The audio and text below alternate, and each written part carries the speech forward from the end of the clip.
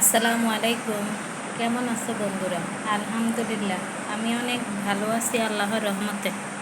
আমি অনেক দিন অসুস্থ ছিলাম, তাই তোমাদের কোনো ভিডিও দিতে পারিনি, মানে আপলোড করতে পারিনি কোনো ভিডিও।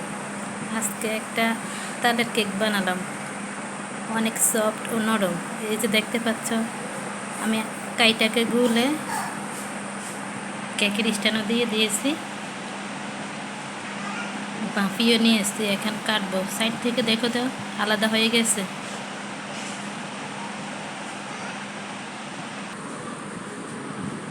এই যে দেখো, সাইড থেকে আলাদা হয়ে গেছে। আমি বাটিতে তেল ব্রাশ করে দিয়েছিলাম।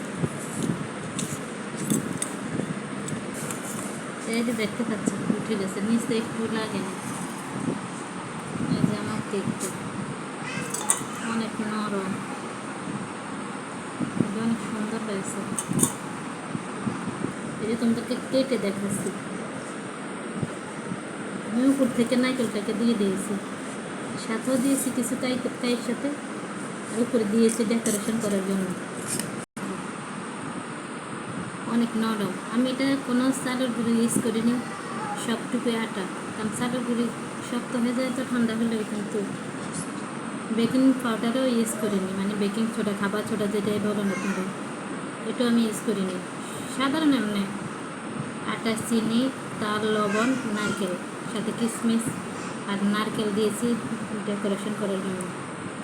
এই যে অনেক নরম, খেতে অনেক মজা। এই যে কি নরম, ছোটো বড়ো সবাই খাবে, অনেক মজা হয়েছে। ভালো থেকো বন্ধুরা, আসসালামু আলাইকুম।